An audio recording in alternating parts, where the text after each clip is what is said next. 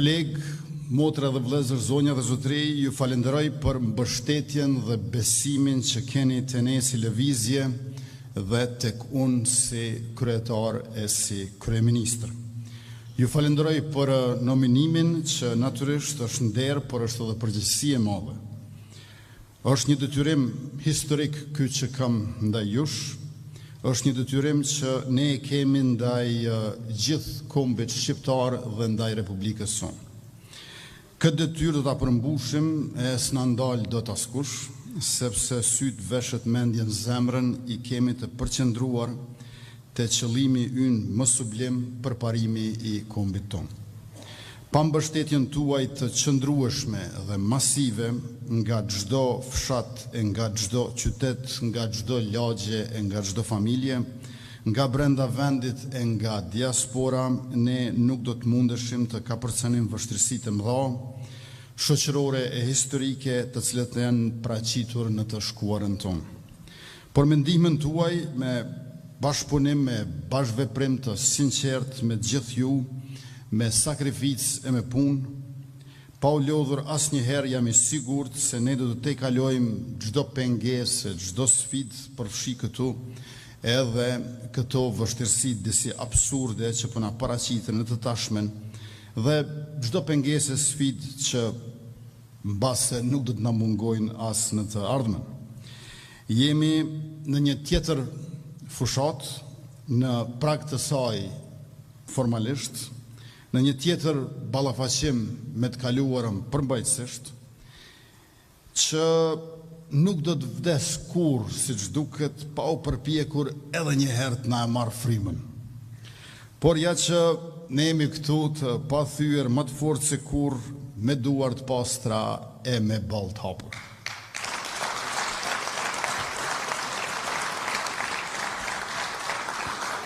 Të dashur miq, sot është 9 maj në kryeqytetet e Evropës. Kjo ditë festohet si dita e paqes dhe bashkimit në fitore kundër nazifashizmit.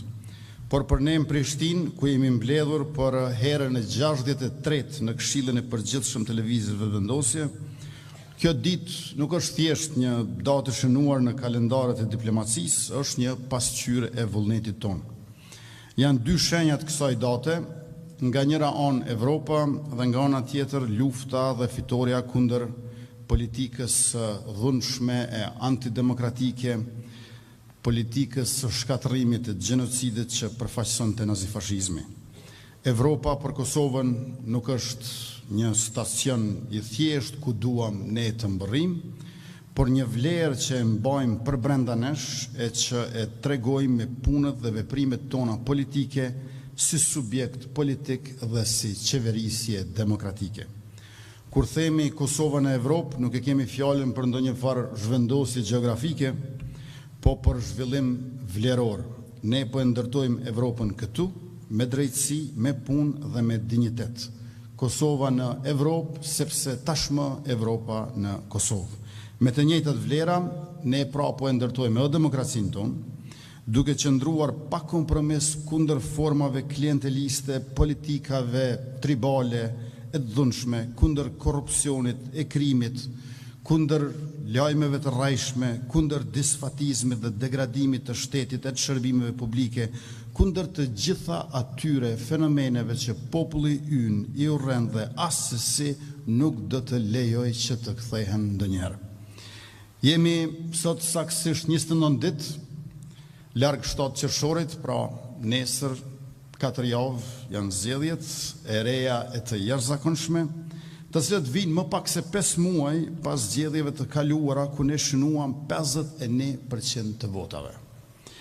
E ato vinin 10 muaj pas zgjedhjeve ku ne fituam 42% të votave. Prej shkurtit drejt dhjetor, pra në vitin e kaluar u rritëm për 9%. E nëse rritemi po aq prej dhjetorit drejt qershor, atëherë vërtet do të mund prekim më 60%.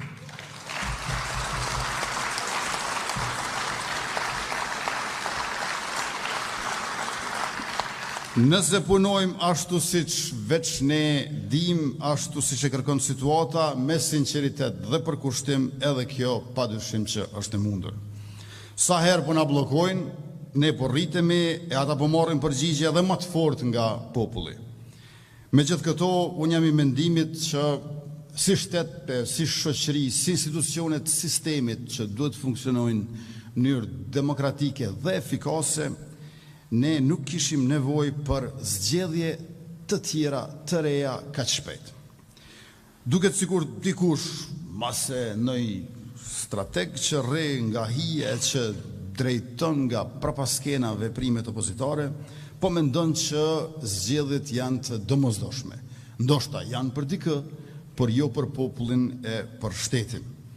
E kjo po ndodh me qenë se përballë nesh kemi një opozit që ka kuptuar se nuk mund ta mund popullin, prandaj ka zgjedhur ta bllokojë shtetin. Ata mendojnë se duke bllokuar zgjedhjen e presidentit do ta bllokojnë vullnetin popullor. Por jeta nuk bllokohet me procedura dhe vullneti i popullit është i gjallë.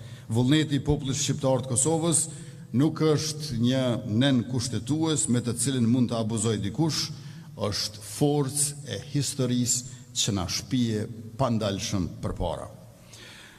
Të nderuar pjesëmarrës të Këshillit Përgjithshëm të Vetëvendosjes, poeti ynë kombëtar Naim Frashëri flet për qiriun që tretet vetë për të bërë dritë.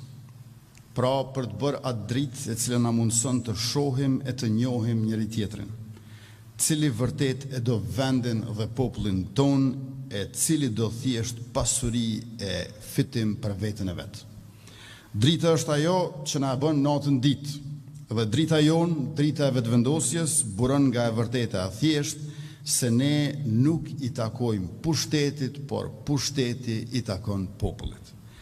Shpesh na akuzojnë se jemi teorik, por shifrat e shtetit janë poezia më kokëfort e realitetit tonë. Ja një shifre këtill.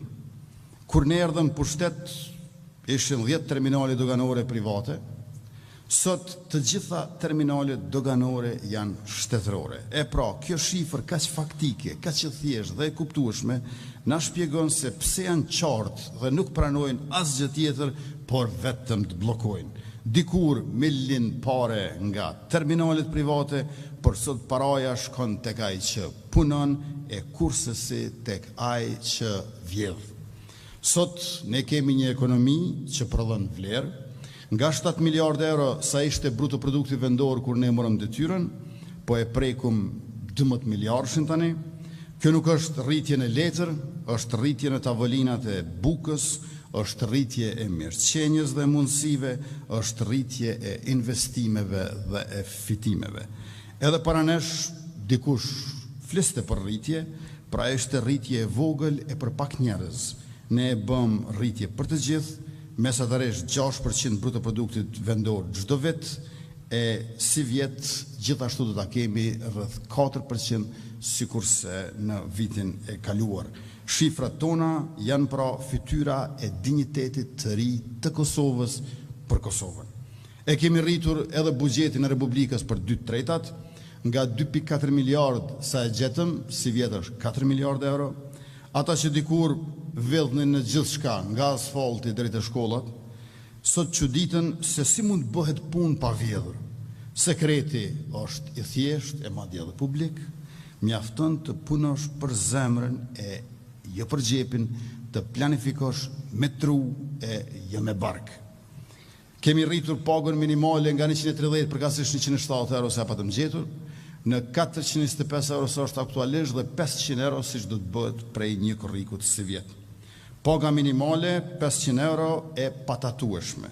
Kush e do popullin ja rrit të ardhurat atij, kush do pushtetin për vete ja vjedh ato.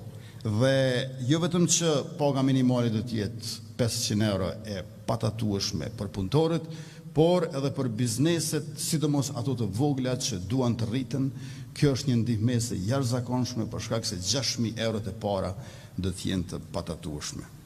Kemi punësuar mbi 80.000 qytetarë të rinj këto 5 vitet e fundit, punësimin e kemi ngritur nga 350.000 sa ishte në 430.000 qytetarë të punësuar. Papunësia ka rënë nga mbi 25% në më pak se 11%. Pra para 5 vjetëve, edhe më shpesh se çdo i katërti ishte i papunë, e tash që po flasim edhe më rrallë se çdo i nënti është i papunë. Para 5 vjetëve vështirë ke mundur të gjesh në familje pa dikët papunësuar, ndërka që tash nuk mjaftojnë as 2 familje që ta gjesh dikët papunë. Përmes programit Superpuna, mbi 23.000 të rinj e treja gjetën vendin e punës me pagën minimalit garantuar për 6 muaj nga shteti. Kemi dyfishuar eksportet dhe investimet e huaja direkte, investitorët pra vinë aty ku ka shpresë dhe Kosova është vend i shpresës e i fitimit. Në gazetat amerikane e evropiane këto javët e fundit po shkruhet për sukses të Kosovës në punësimin e rinor, sidomos për sektorin e teknologjisë, informacionit dhe komunikimit. E pra, atje ku më parë shihej dyshim, ne mbollëm besim dhe po korrim zhvillim. Për herë të parë në historinë e Kosovës kemi ofruar shtesa universale për mbi 400.000 fëmijë dhe rreth 80.000 nëna lehona. Së fundmi shtesat për fëmijë edhe u rritën dhe nuk u morëm para taksave për t'u dhënë pushtetarëve siç është bërë në kaluarën, por u shpërndam ato fëmijëve e nënave e gjithë popullit të Kosovës, sepse këta fëmijë janë e ardhmja ashtu sikurse edhe familjet e tyre që janë e sotmja e ekonomisë dhe zhvillimit tonë. Pensionet i rritën për të gjitha kategoritë pa dallim dhe për 4 vjet 6 pensionet 13 janë marrë nga të moshuarit e dashur tonë.